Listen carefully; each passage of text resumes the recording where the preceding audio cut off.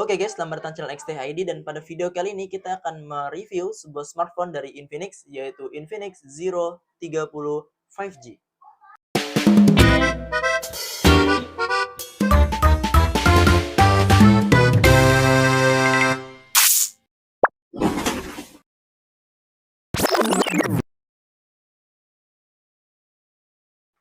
Oke, jadi mungkin yang mau saya kasih tahu pertama-tama itu soal alasan kenapa video review dari si Infinix Zero 30 5G ini upnya lama banget. Kayaknya udah hampir sebulan, 3 mingguan lebih atau hampir 3 minggu, lupa saya dari video unboxingnya. Nggak ada alasan khusus teman-teman sebetulnya, cuman karena waktu itu sebetulnya kita udah bikin video opening, jadi video opening yang tadi sama beberapa scene dari video review ini udah saya ambil, udah saya syuting dari beberapa hari ke belakang, beberapa waktu lalu. Cuman paginya kena flu pertama, kemudian selama hampir seminggu kalau nggak salah itu suara juga serak, jadi nggak enak buat nge-review lah gitu, buat syuting juga nggak enak. Dan satu lagi, jadwal kerjaan tuh lagi padat-padatnya, jadi kesempatan buat syuting tuh setelah itu tuh padat, jadi nggak bisa syuting. Jadi baru hari ini saya ada kesempatan buat ambil video reviewnya, syuting video reviewnya. Jadi langsung aja digas buat kita review. Bagian pertama yang bakal kita bahas di video kali tentunya kayak biasa di video-video sebelum juga begitu, yaitu soal desainnya. Nah, first impression saya soal desain dari HP ini secara keseluruhan ya, itu puas banget, bagus banget gitu. Walaupun ada tapinya, cuma itu kita bahas nanti aja. Buat desainnya, terutama varian vegan leather ini atau kulit sintetis yang warna hijau ini, saya suka banget malah. Pas dipegang tuh tanpa casing ya, ini feel-nya premium sih. Walaupun nggak premium banget gitu, agak premium lah. Kenapa saya bilang agak premium ya, karena feel dari kulit sintetisnya ini masih terlalu tipis menurut saya ya, nggak tebel kayak di Poco X6 Pro atau di Xiaomi 13T kayaknya mah, karena kan saya pernah megang juga, dan pas saya megang ini kayak tipis, agak lebih tipis gitu vegan leathernya, tapi tetap feel premiumnya dapat kok pas megang HP ini, enak dan juga nggak licin. Karena kan kalau misalkan yang frosted kayak gini sama yang begini nih agak licin ya, kalau kita taruh tanpa casing di kain atau di mana gitu, dia merosot gitu. Nah kalau yang ini nggak licin jadinya. Terus bagian pinggirannya, framenya yang ngelengkung juga, bagian sini yang ngelengkung juga bikin genggaman tuh enak, baik begini ataupun begini gitu. Jadi nggak kaku gitu genggamannya, nggak kayak di Note 30 yang framenya kan kaku nih, kotak. Ini tuh ya kaku gitu, agak nusuk gitu di tangan tuh. Ya, sekarang desain depannya ini mah udahlah, saya suka lah. Saya suka banget desain kayak gini nih. Itulah alasan saya ngebeli Hot 50 Pro Plus teman-teman. Ini HP udah nongkrong di bio IG kita by the way selama 6 bulanan dari awal launching, dan ini salah satu dari driver saya sampai sekarang. Karena dipegangnya ya itu tadi, enak gitu, nyaman. Feel tipis walaupun ketebalannya sih kalau misalnya kita bandingin ya, itu hampir mirip tuh. Ketebalannya tuh hampir mirip. Ini lebih tebal karena mungkin ada bypass chargingnya juga. Kemudian ini layarnya juga, kalau kita lihat dari layarnya ya, ini bagus banget sih. Bezelnya lah, bezelnya simetris walaupun nggak setipis bezel Infinix atau HP Transsion Holding yang sekarang, tapi ini udah simetris dan udah bagus. Punch hole-nya juga nggak gede-gede banget gitu. Oh ya, tadi buat desain segitu aja. Sekarang kita bahas soal layarnya langsung. Nah, karena tadi kita udah ngomongin soal layar sedikit, langsung aja kita bahas layarnya yang punya ukuran 6,78 inci, AMOLED display, 144 Hz, 3D curve. Kemudian resolusinya itu 1080 x 2400 pixel dengan perlindungan kacanya. Itu Corning Gorilla. Itu perlindungan kacanya, itu Corning Gorilla Glass 5. Bukan Victus tapi Corning Gorilla Glass 5. Nah, ngomongin soal resolusi juga, buat nonton YouTube itu dia layarnya bisa mampu sampai ke resolusi 2160 pixel dengan HDR. Ya, jadi HP ini layarnya udah support konten HDR, teman-teman. Lumayan ya, harga segini nih. Itu udah dapat layar yang support HDR 144 Hz pula. Dan untuk multitouch-nya juga, dia itu multitouch-nya bisa sampai ke 10 jari, teman-teman. Nah, dan 10 jarinya ini lancar ya. Nggak ada yang patah-patah atau gimana, bener-bener lancar 10 jari itu. Teman-teman bisa lihat ya. Jadi, ini HP udah cocok banget buat teman-teman yang emang suka main game rhythm atau sejenisnya lah. Masih ngomongin soal layar juga, di DRM Info, layarnya ini dapat security level itu di Wideframe L1. Jadi buat nonton Netflix ini udah enak lah, bisa kita nonton di resolusi HD atau Full HD gitu. Terus ngomongin soal nonton juga, pas dipakai nonton YouTube ini warnanya bagus, teman-teman. Warna baik dari angle manapun gitu, dia tetap bisa konsisten ngeluarin warna yang sama, baik dari kanan, kiri, ataupun atas, bawah gitu. Ya karena dia AMOLED juga ya, jadi warnanya itu benar-benar keluar, nggak sampai over keluarnya. Jadi bisa saya bilang warnanya pas lah buat standar di harganya gitu. Nah, untuk softwarenya ini mungkin ya itu jadi kelemahan terbesar kayaknya. Kenapa? Karena OS-nya ini sayangnya mentok di XOS versi 14.5.0 di Android 14 tentunya. Dengan security patch di bulan Februari tanggal 5 tahun 2025. Dan selama saya megang ini 3 minggu, hampir 1 bulan saya megang ini, saya nggak dapet updatean lagi gitu, nggak dapet update baik security patch update apalagi OS update gitu, karena memang ya udah terima nasib aja mentok di XOS 15 dan Android 14. Jadi buat software itu aja, nggak banyak kita bahas. Karena kita udah bahas software juga, langsung pindah ke fiturnya aja.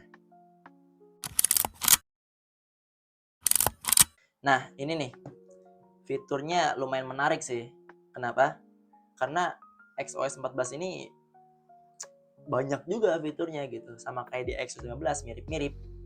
Lebih dikit banget gitu yang dikurangin dari XOS 15. Pertama kita bakal bahas personalization.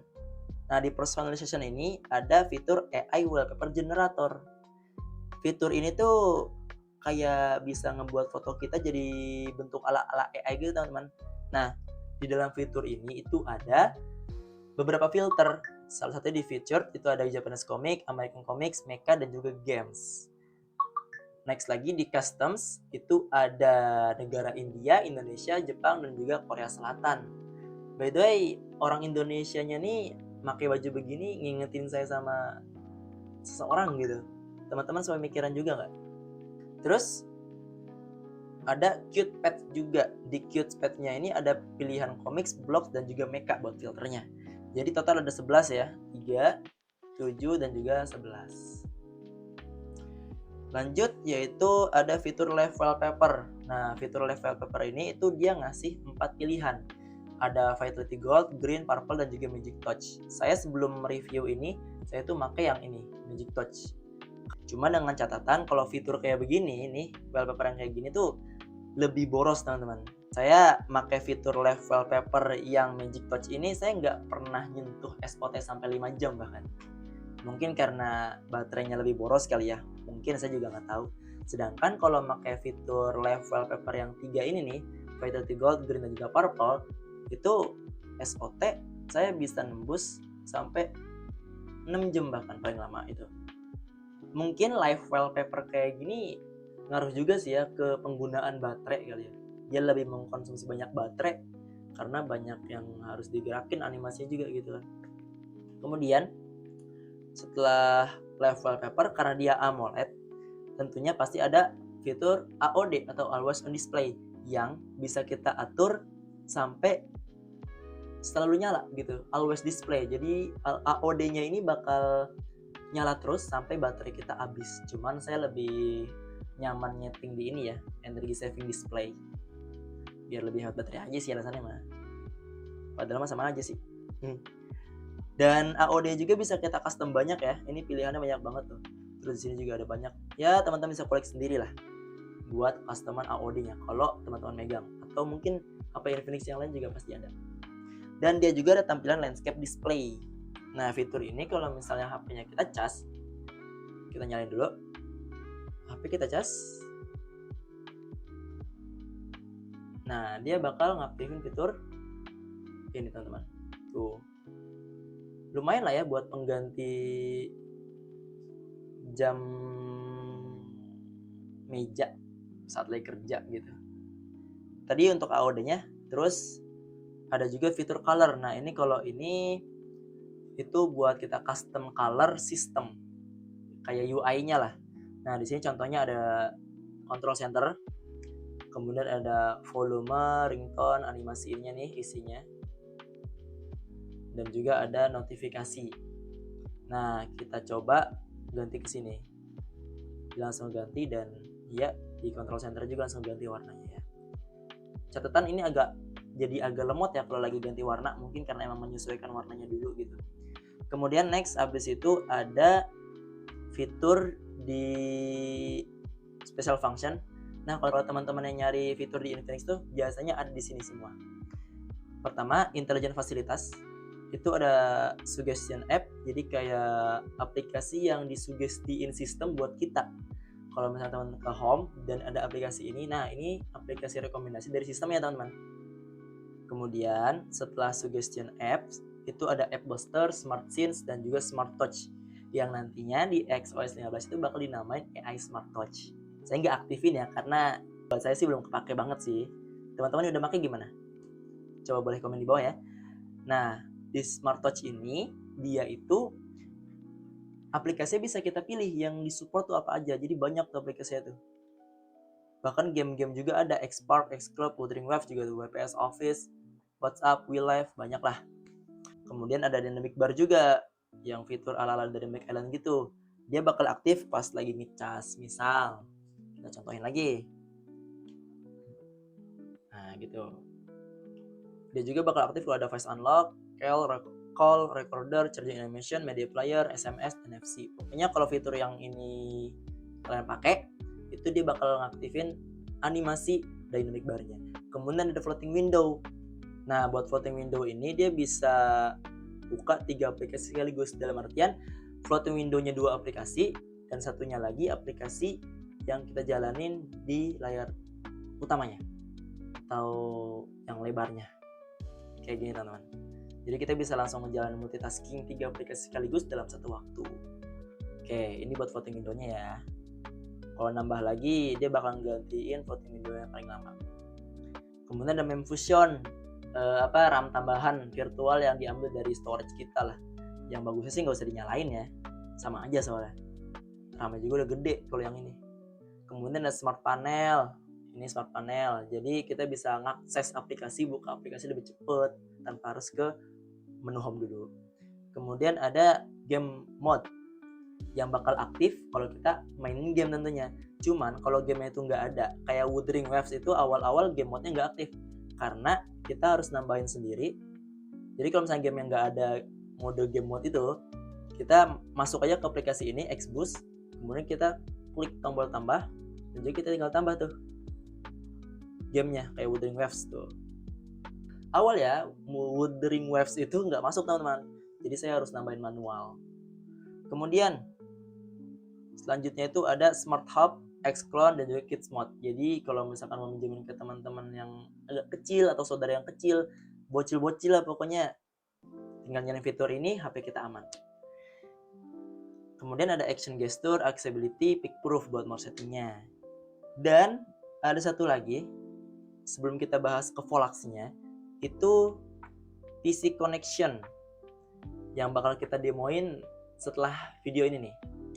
Nah, buat teman-teman yang pertama kali ngaktifin PC Connection, teman-teman bakal diarahin untuk mengunjungi website www.pcconnection.online untuk download aplikasi PC Connection ya dari laptop teman-teman. Nah, di situ juga nanti ada tutorialnya gimana cara masangnya dan juga yang lainnya lah. Nah, setelah teman-teman install yang logonya kayak gini, tinggal buka aplikasinya aja. Kemudian HP kita yang lagi aktifin fitur PC Connection langsung kehubung tuh di laptopnya, langsung muncul kayak HP saya ini. Kalau misalkan menurut teman-teman kelamaan, teman-teman bisa langsung aja scan QR code-nya. Pakai QR code masih kerasa kelamaan, gimana? Itu bisa kita sambung lewat kabel ya, USB-C to C, yang kita sambungin dari HP ke laptop kita. Setelah nyambung kedua device itu lewat kabel, itu akan muncul notifikasi mau pilih file transfer atau PC connection. Kita pilih yang PC connection ya teman-teman. Dan setelah itu langsung muncul layar HP kita di layar laptop kita.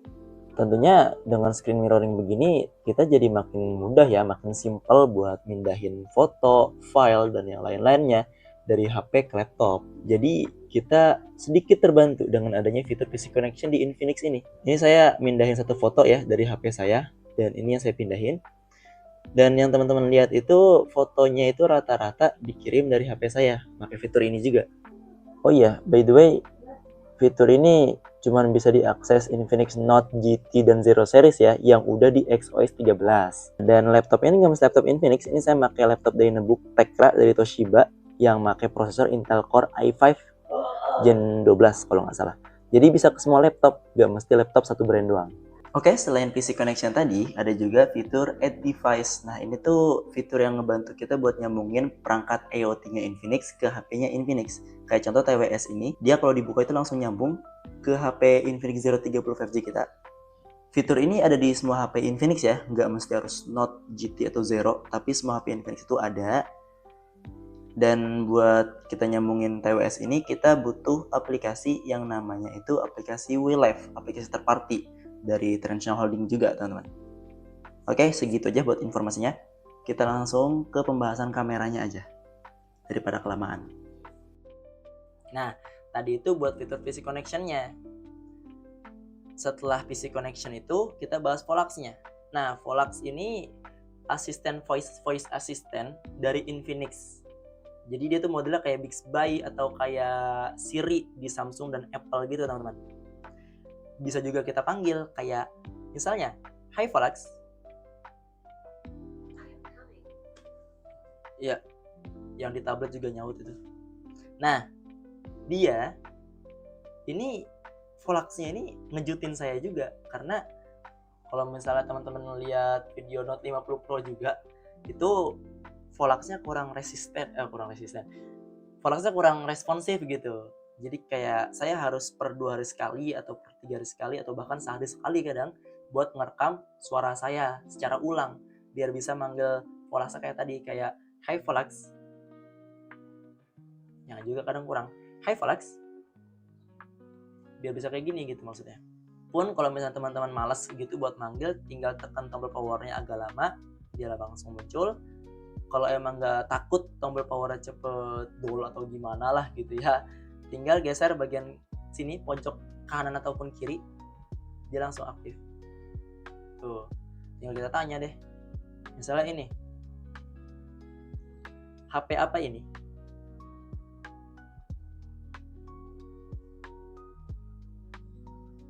Oke, dijelasin tuh. Ya, itu buat contoh demonya aja lah dari Volax-nya. Kemudian selain Volax Voice tadi, yang tadi kita praktikkan Volax Voice, ada Volax Translate. Jadi kalau kita ngobrol sama orang beda bahasa itu bisa banget gitu, terbantu sama Volax Translate ini. Oke, tadi untuk fiturnya udah cukup, kita tutup pakai Volax ya. Kemudian buat kameranya langsung. Oh iya, sebelum bahas kameranya, kita bahas speaker dulu sedikit. Speakernya ini dia ada stereo atas bawah. Kalau di beberapa website sih ditulisnya ini speakernya udah ditune sama JBL ya, walaupun belum ada logo JBL di sini, baru ada tulisan powered by Infinix aja. Untuk keseluruhan overall speakernya sih oke, ya cukup standar lah buat harganya yang dulu itu di 4 jutaan.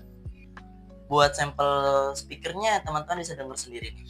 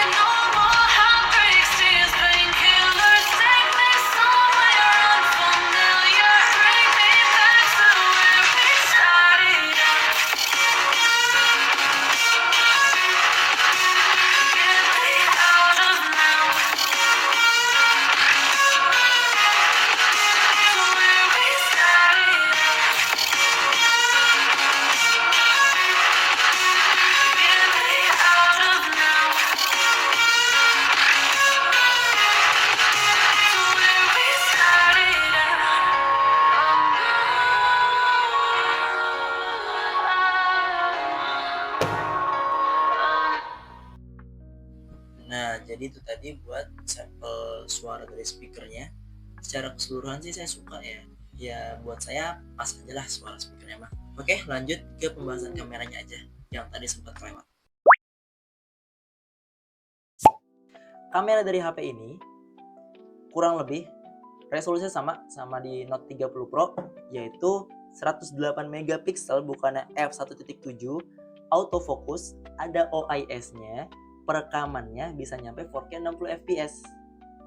Kemudian di bawahnya ini ada kamera ultrawide 13 megapiksel bukannya f2.2, FOV-nya 120 derajat, perekamannya juga bisa di 4K walaupun cuma 30 fps teman-teman.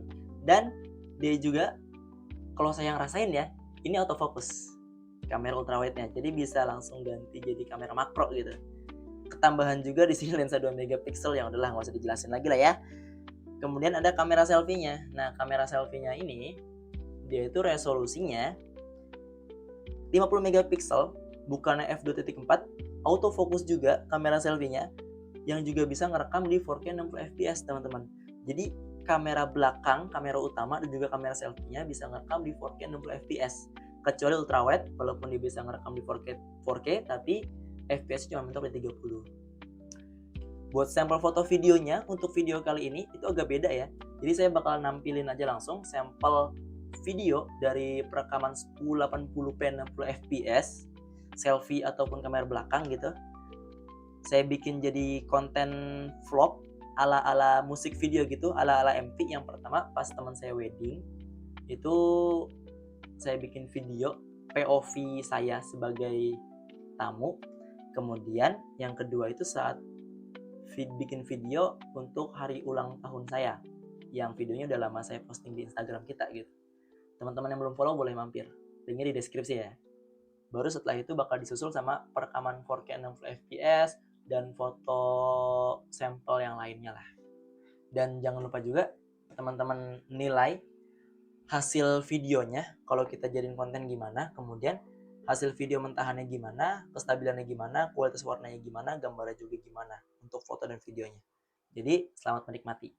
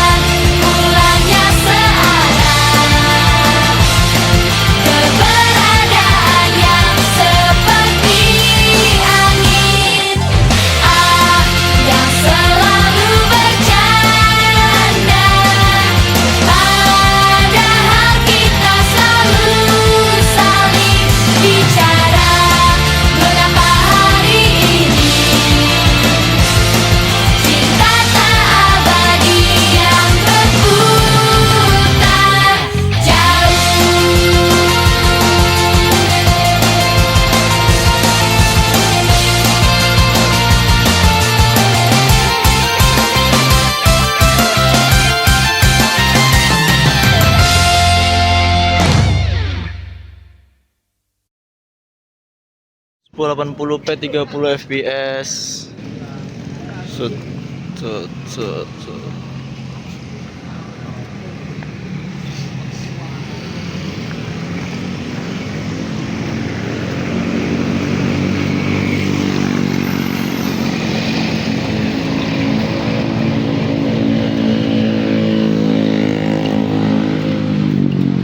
Dari preview sih bagus ya, stabil. Nggak kerasa juga jitter, ada hentakan kaki juga nggak kerasa tuh.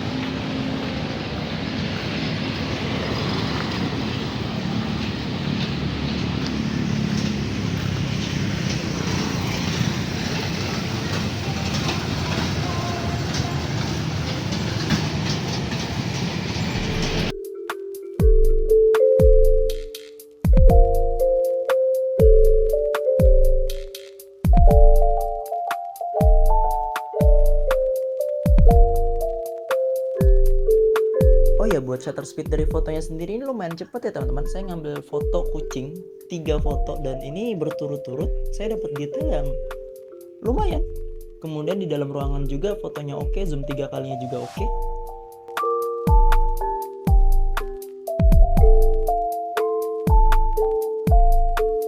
Terus teman-teman bisa ngeliat nih hasil potretnya gimana di malam hari. Terus buat shutter speed potretnya juga ini lumayan oke. Bocil-bocil ini juga walaupun sambil gerak itu tetap dapat walaupun agak ngeblur dikit. Terus buat ultrawide juga dalam ruangan juga oke. Ya warnanya cukup oke lah, pas gitu.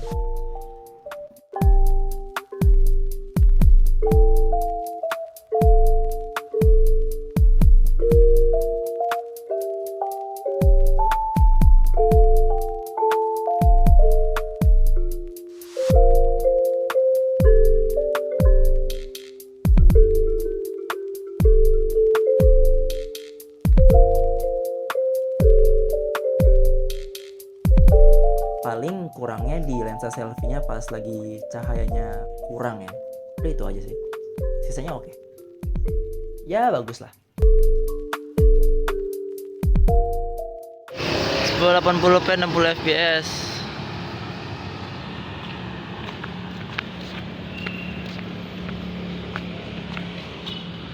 Lumayan stabil sih. Ini juga kayak kalau saya yang megang.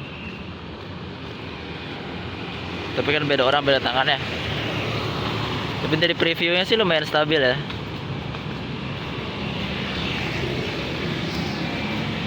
Kalau di bawah jalan biasa gini, tapi kalau misalnya jalan udah mulai cepet ya goyang.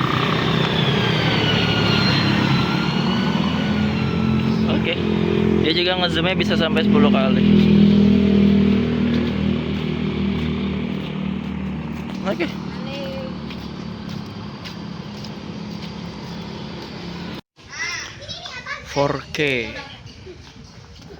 4K 60 fps.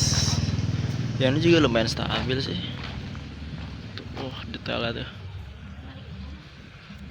Dan sama sampai 10 kali juga. Cuman nggak lama patah-patah. Tuh. Frame drop gitu. Oke lah. Bisa mempertahankan detail tuh. Cuman FPS-nya aja tuh naik turun kayaknya tuh. Ini patah-patah juga. Apalagi kalau udah panas. Tuh.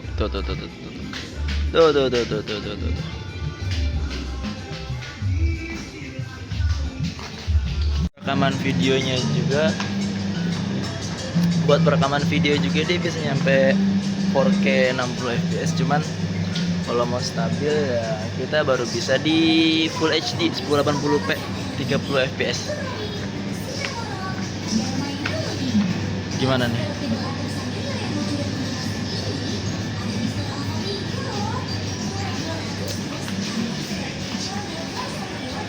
Cuman Full HD 30 fps lumayan stabil sih. Kayak stabil-stabil aja sih. Oke. Next ke video berikut ya.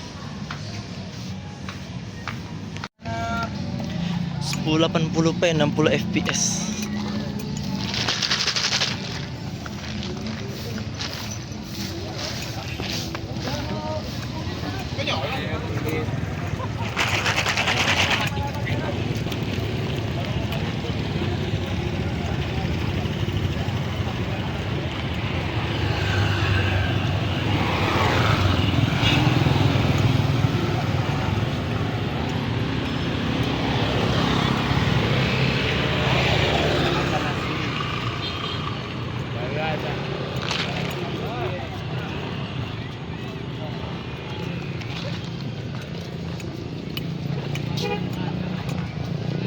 Kalau mau lebih terang dikit kayak di resolusi 4K 30 fps ini bagus.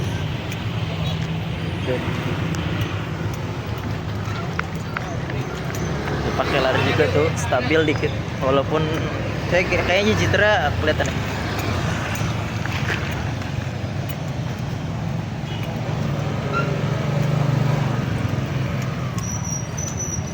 Dan nggak patah-patah. Itu poinnya itu dia nggak patah-patah, nggak kayak di 60 fps ya. Spesifik untuk 4K 60 fps nya itu kan masih patah-patah ya. Kalau ini enggak, ini udah 51 detik ngerekam. Biasanya kalau di 60 fps itu dia patah-patah di detik ke sebelum 1 menit aja udah patah-patah. Cuma kalau ini enggak, bagus. Oh ya, oke, lanjut ke segmen berikutnya. Oke teman-teman, tadi buat foto dan videonya. Nah sekarang kita bahas soal performanya. Menarik nih. Kenapa menarik? Karena HP ini menggunakan Dimensity 8020 SoC yang hampir mirip performanya, sama 8050. Mungkin karena kebantu RAM-nya juga yang 12GB ya. Jadi 8020 ini dikombinasiin sama RAM yang 12GB. Kemudian storage-nya juga 256GB, UFS 3.1. Bukan 2.2 tapi 3.1. Oh ya, buat RAM-nya tadi LPDDR4X ya. Yang skor Antutu-nya ini kita bisa dapat di angka 776.007 poin. Nah, keterangan yang lainnya kayak CPU, GPU, RAM dan UX-nya ada di sini.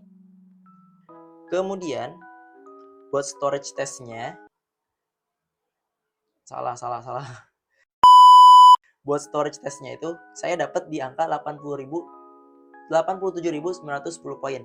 Yang sebetulnya ini bukan skor asli pertama kali ngetes ya. Ini udah tes kedua. Skor pertama itu ada di 1.080.939 poin. Saya juga bingung lah itu. Kayak UFS kepala 3. Saya belum pernah nemu soalnya HP yang UFS kepala 3 skor storage-nya itu bisa nyampe 1 juta. Paling tinggi 100.000 kayaknya yang pernah saya temuin gitu. Cuman apa ya nggak tahu lah gitu. Baru setelah tes kedua saya dapat di angka 80 ribuan ini. Nanti saya tampilin deh buat hasil storage test pertama yang saya compare sama HP yang bakal kita review setelah video ini. Sama-sama UFS kepala 3, 3.1 sama. Tapi storage-nya itu bener-bener jomplang gitu. Justru saya agak khawatir di Infinix karena kok sampai 1 juta skor storage-nya gitu. Oke, daripada bahas lama-lama, mending kita langsung aja ke real testnya aja. Untuk gaming testnya kali ini agak sedikit beda juga buat video kali ini, yaitu saya bakal real time. Jadi saya bakal update per 10 menit atau per berapa menit sekali itu buat update info baterainya turun berapa, terus suhunya berapa, walaupun kita belum punya termometer gitu. Tapi kita pakai tangan aja, kita raba-raba gitu panasnya seberapa, nyaman atau enggak gitu kira-kira buat dimainin game lama-lama, game berat. Dan game yang kita tes itu nanti ada Genshin Impact, Wuthering Waves, dan juga Mobile Legends. Untuk COD itu kita bakal ngetes cuman buat ngetes gyroscope-nya aja. Mungkin next time kali ya teman-teman. Singkatnya pokoknya kayak gitulah ya. Kita bakal tes real time. Jadi teman-teman silakan menikmati, mungkin nontonin saya main game gitu. Dan saya juga mohon maaf ya kalau misalkan mainan jelek, karena emang fokus ngerekam dan juga fokus main itu susah sih, harus fokus satu-satu gitu. Jadi oke, buat real test gamingnya, selamat menikmati. Oke guys, ini bagian dari tes gamingnya ya, dan ini baterainya 100%. Jadi teman-teman lihat di sini. Dan sekarang jam 4.18. Game yang pertama dites itu Genshin Impact. Saya lepas case-nya dulu bentar. Saya bakal maksimal mungkin, nggak tahu sih bakal berapa menit, tapi buat tes gamenya itu intinya nyelesain suatu quest, karena ada event tadi saya lihat di versi 5.5 event baru. Jadi saya sekalian mau ikutin event itu, sekalian mau ngetes performa gamenya. Kita mulai ya. 1, 2, dan 3. Tentuannya ini di mode performance, brightness-nya saya naikin sekitar segini. Dan ini modenya performance, dan mode HP-nya itu mode terang. Kita mulai. Start. Kita mulai dari awal ngebuka pintu.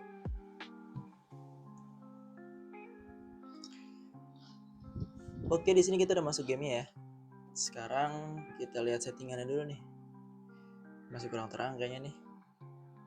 Segini cukup kali ya. Oke lah segini.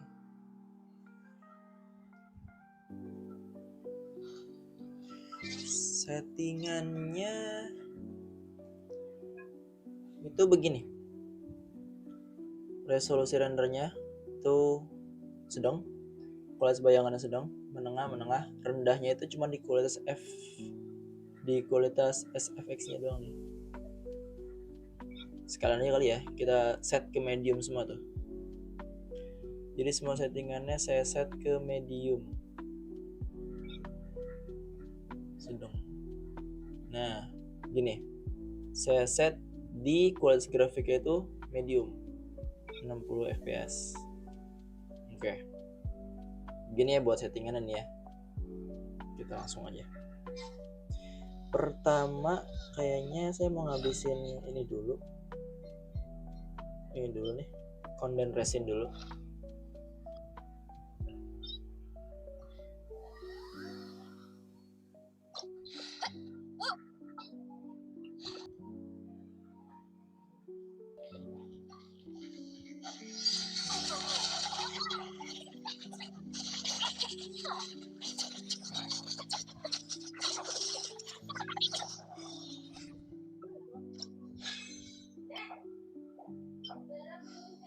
Buat speakernya kan kita kemarin belum sempat ngetes ya. Ini oke sih termasuk.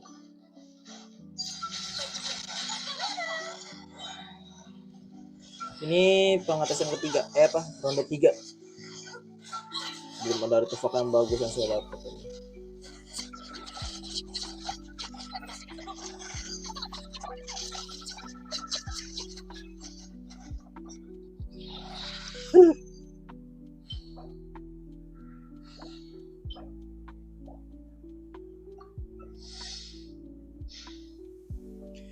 Di menit 8 baterai udah berkurang 3%.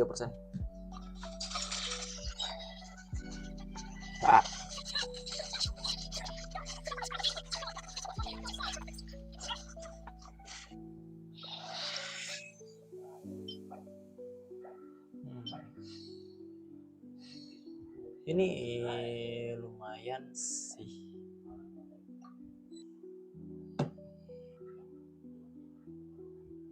Loadingnya lumayan cepet yang saya rasain mah ya.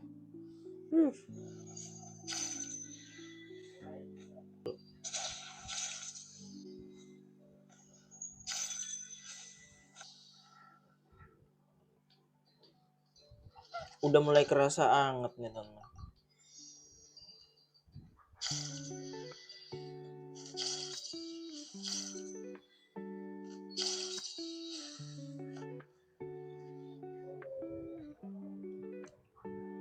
Menit ke 10. Baterai sekarang di 96%. Ad Astra Abyssosque.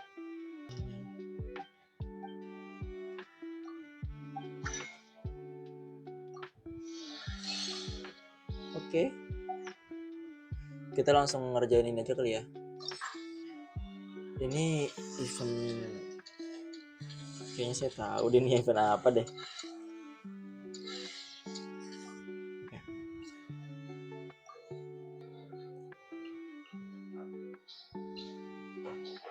Oh,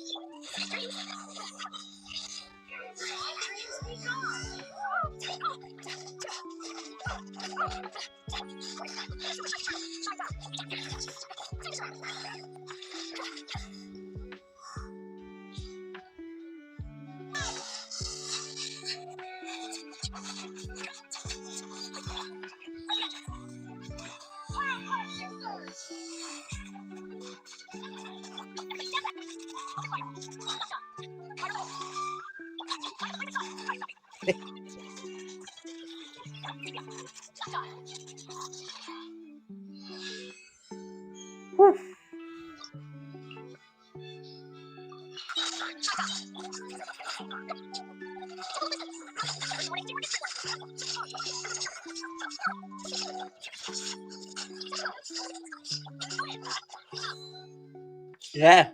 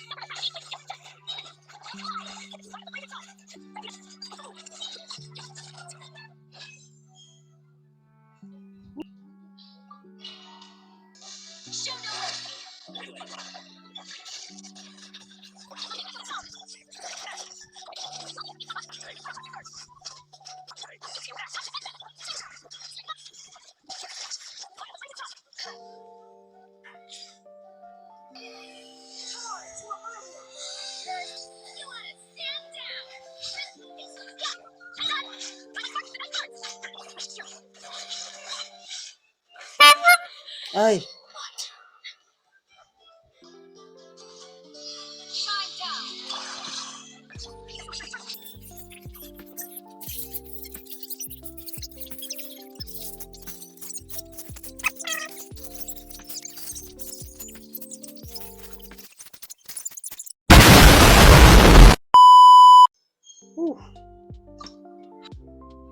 update ini buat bos terakhir dari 5 bos ini. Baterai di 85% sorry, di menit 36. Oke, kita langsung lanjut aja.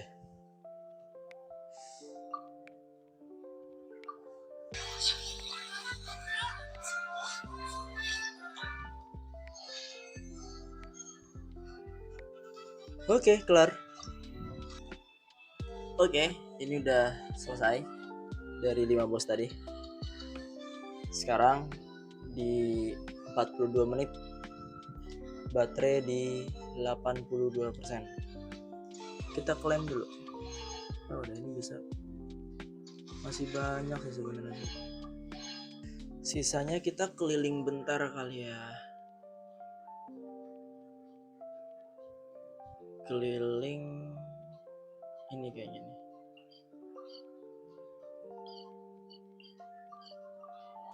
Ambil quest suku.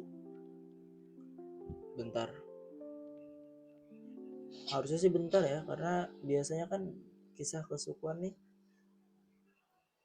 itu nggak nyampe 5 menit sih.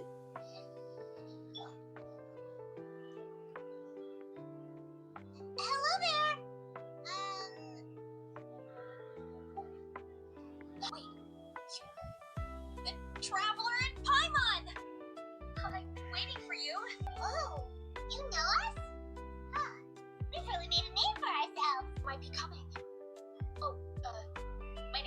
Alyssa, by the way. Not sure if Coach mentioned me before. Oh yeah! During the Abyss invasion, we asked Ian-san if the Collective of Plenty.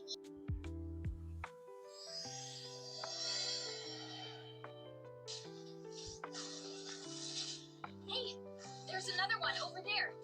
Want to give it a try?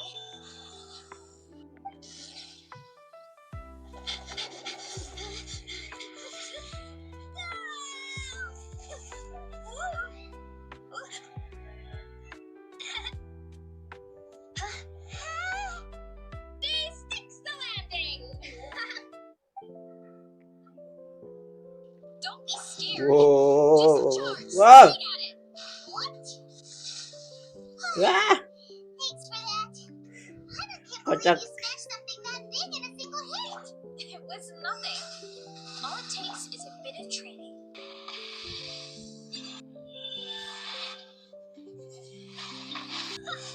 I think we can call that a success. Wow. You gave them the same treatment as that giant rat. Home sweet home. We made it. Welcome to the Collective of Plenty. Whoa! This place is so cool! We made it in time. There's just something important I have to do. The most important thing after training. The post-workout meal. A dizzy, hunger-addled mess. The perils of an empty stomach.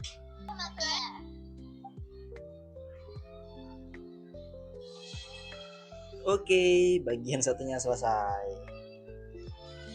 Kelar. Sekaligus nutup tes Genshin kali ini kali ya. Oke, penutup tes Genshin Impact kali ini. Total kita bermain sekitar 52 menit. 52 menit. Ya, sekarang 52 menit. Dan baterai itu ada di 78%. Artinya 52 menit kita bermain, baterai itu berkurang di 22%.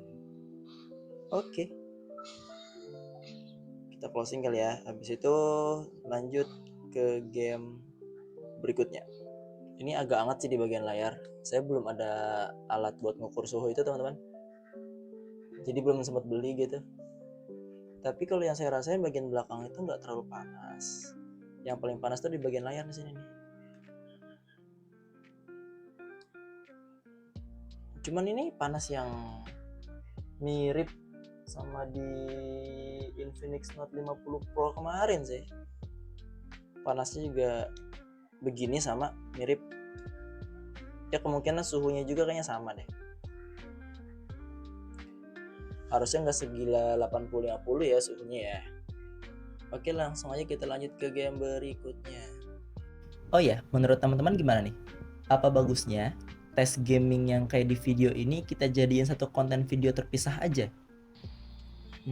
Kasih tahu saya dengan cara like video ini aja ya. Atau kalau teman-teman punya ide, saran, atau pendapat lain boleh banget buat ditulis di kolom komentar. Itu aja mungkin.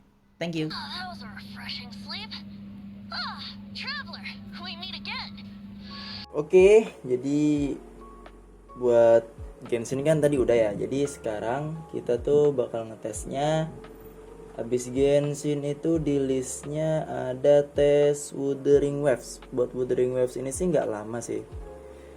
Tapi sebetulnya buat tes Wuthering Waves ini teman-teman, saya udah ngetes tadi. Nggak tadi sih, beberapa hari lalu sih. Cuman setelah pas saya proses editing itu, saya belum ngeset si HP ini mode gamenya itu ke mode performance, masih di balance gitu. Jadi buat saya agak kurang aja gitu buat tes gaming tapi di balance mode gitu. Jadi kayak yaudahlah kita syuting ulang aja. Kebetulan saya lagi ngerjain quest, nggak tahu sih ini quest apa, cuman lagi ngelawan bos gitu, bos dari quest tersebut mungkin. Dan agak susah juga, jadi sekalian juga kita ngetes combatnya kalau di Wuthering Waves gimana. Habis dari Wuthering Waves tentunya kita bakal ngetes 2 game juga yang belum kita tes, yaitu COD Mobile dan juga Mobile Legends. Tapi kita fokus ke Wuthering Waves dulu aja. Udah tematin, saya terhubungnya ke wifi ya. Dan mode HP-nya kita ganti dulu jadi mode terang aja. Mulai.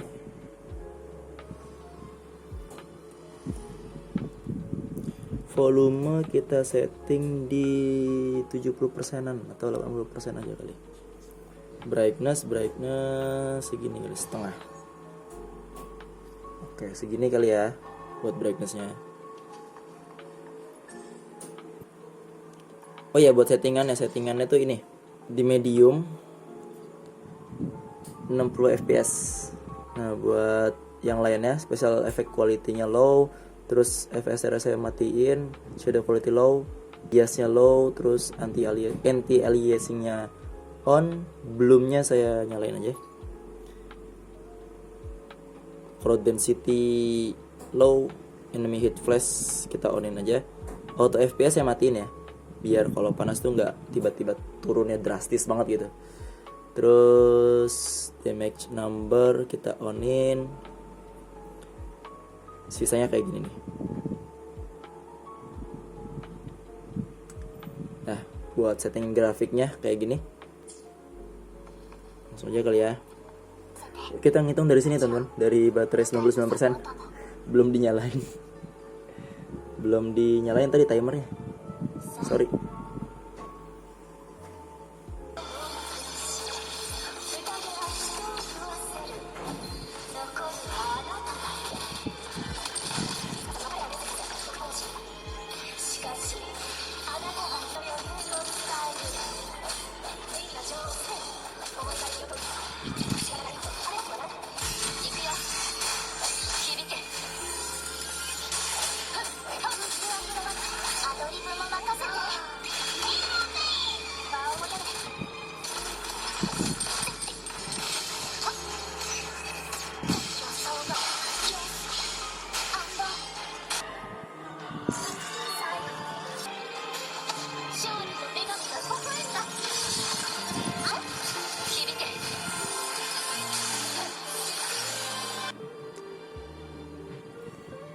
Menit. Baterainya ada di 95%.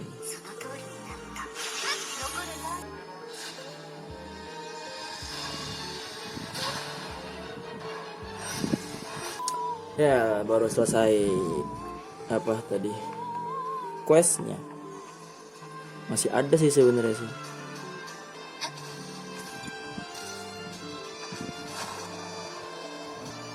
Kayaknya nggak ada combatnya gitu, kurang bisa dinikmatin kalau nggak ada combatnya. Ini dari tadi kita belum ngecek di FPS-nya di bawah 30 tuh.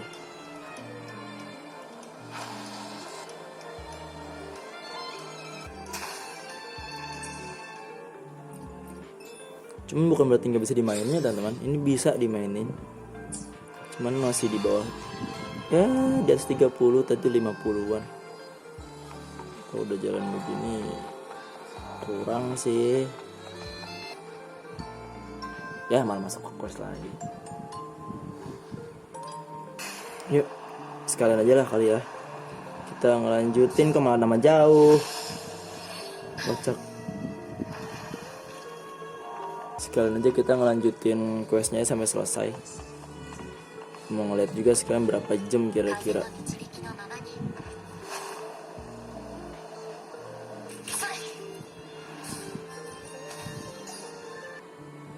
30-25.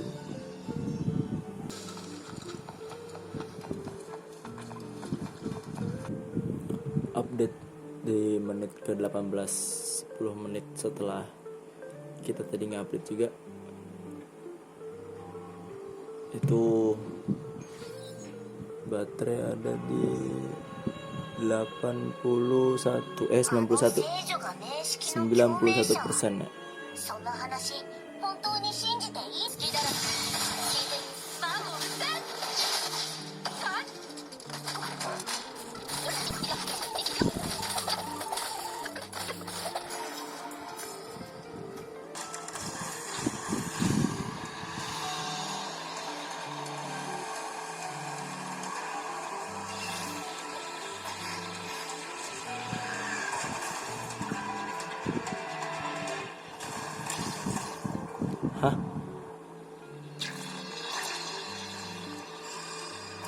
Wow.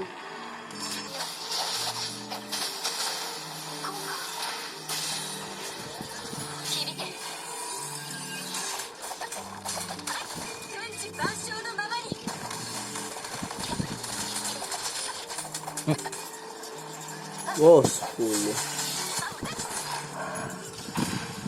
16 bre. Wah, di bawah 20 fps lah dropnya. Update dulu guys di menit ke 29. Baterai sekarang ada di 87%. Tadi dulu ini ya 87% tuh ya.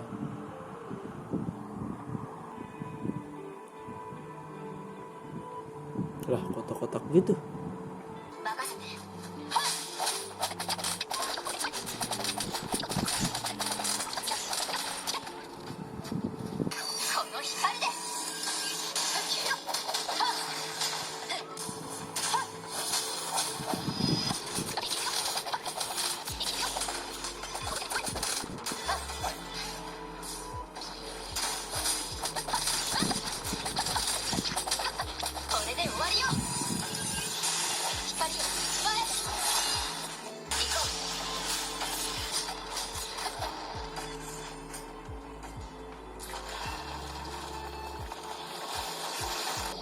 Ah.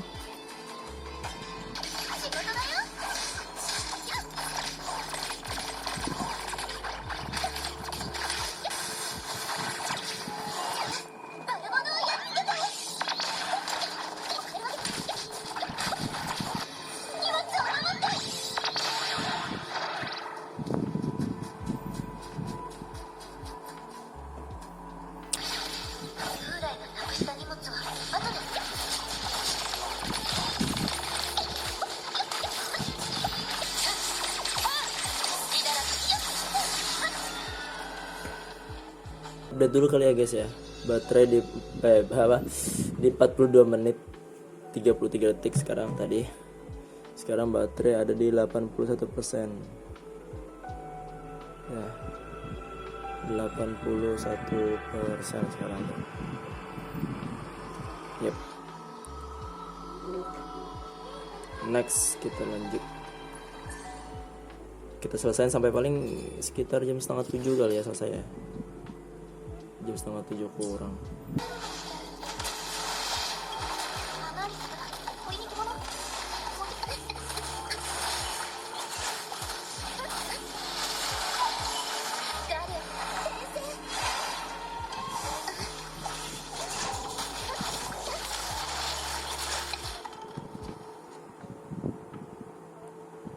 Update menit 48, bentar lagi ke 49. Baterainya ada di 78%.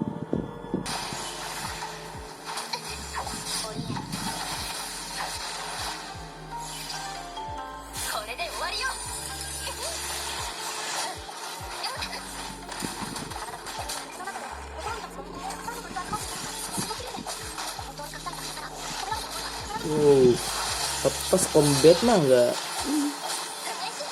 Ini pas combat enak banget ya mas.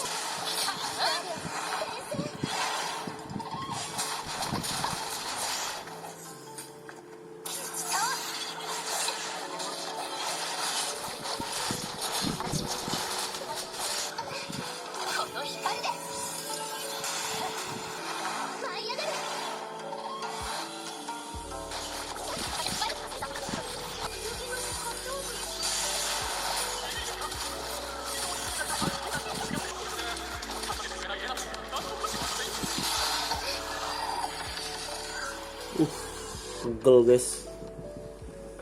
Habis ini kita selesaiin aja kali ya. Ini karakter ini enggak sih? Ini karakter apa? Apa sih namanya kalau di Genshin itu ya, lupa saya.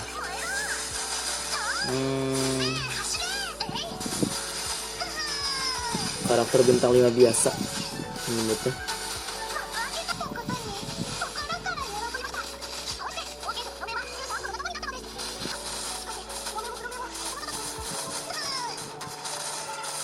update teman-teman.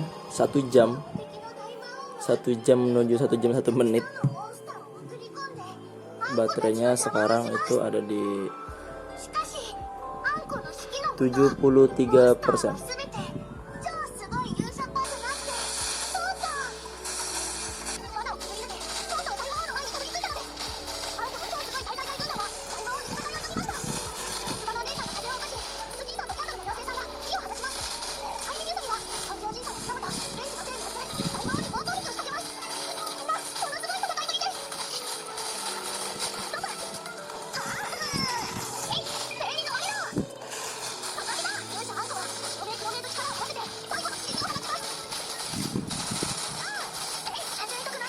Sip.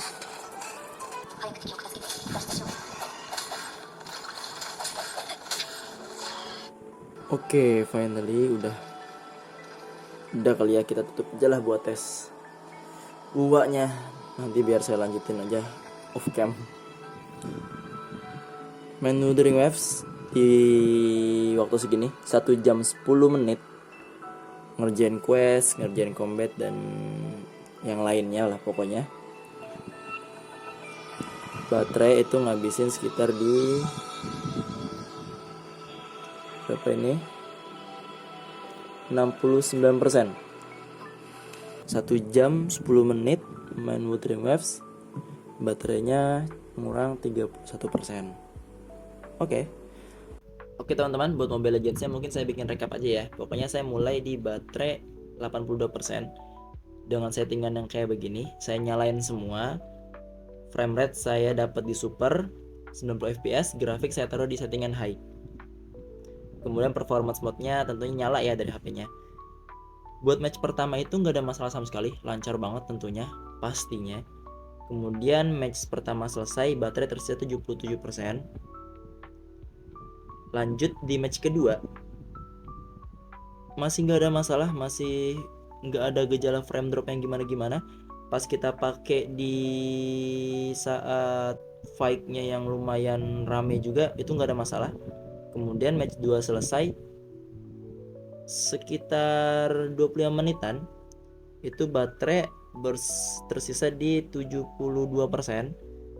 Lanjut ke match ketiga, match terakhir, itu bener-bener aman selama 3 match berturut-turut saya mainin sampai selesai tes gamingnya. Kurang lebih baterai itu ada di 68% sisanya selama 38 menit saya main. Berarti kurang lebih selama 38 menit saya bermain, hampir 39 menit, itu baterai berkurang sekitar 14% aja. Kemudian buat gyro hardware-nya, saya tes di game COD Mobile tuh masih enak banget ya. Oke, kesimpulan buat Infinix Zero 35 5G. Ini HP-nya kurang worth it kalau misalnya teman-teman mau beli barunya. Jadi HP ini baru worth it buat teman-teman kayak misal kayak saya yang hobi banget buat beli HP second, ngoleksi HP second di rumah saya juga udah banyak banget gitu. Jadi kayak buat orang-orang kayak saya ini worth it dengan harga 2,9 juta di marketplace Facebook ya secondnya. Dan ada juga yang jual di 2,6 waktu itu saya lihat. Ini jelas worth it gitu. Harga segitu saya dapat SoC atau chipset Snapdragon 8020 dengan RAM 12GB. Jelas worth it, tapi nggak worth it buat teman-teman yang mau beli barunya gitu. Karena di harga 3 jutaan itu teman-teman udah bisa dapet HP yang mantep-mantep lah, HP yang bagus-bagus gitu. Contohnya kayak Poco X7 biasa, bukan yang Pro. Kemudian kalau second itu ada Poco X6 Pro. Terus ada juga Tecno Camon 40 Pro 5G. Walaupun secara SoC atau chipset dia agak turun dari generasi Camon 30 atau Camon 20 di Indonesia. Tapi itu HP yang bagus gitu. Jadi ya sekali lagi HP ini nggak worth it buat teman-teman mau nyari HP baru gitu. Tapi baru worth it kalau teman-teman itu orang kayak saya yang suka beli HP second atau berani jadiin HP second yang kita beli itu sebagai daily driver. Apalagi mengingat kekurangan yang udah kita sebutin di sebelum-sebelumnya ya. Ya, itu ya pilihan tetap ada di tangan teman-teman lah. Kita emang siapa bisa ngatur gitu. Kalau teman-teman mau beli, saya bakal nyantumin linknya lewat Shopee juga.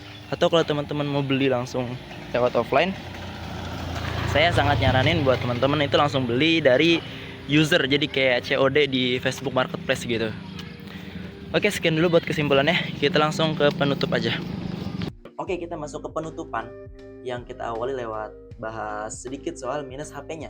Buat minus HP-nya ini itu paling kelihatan banget itu di software-nya atau major Android update-nya lah.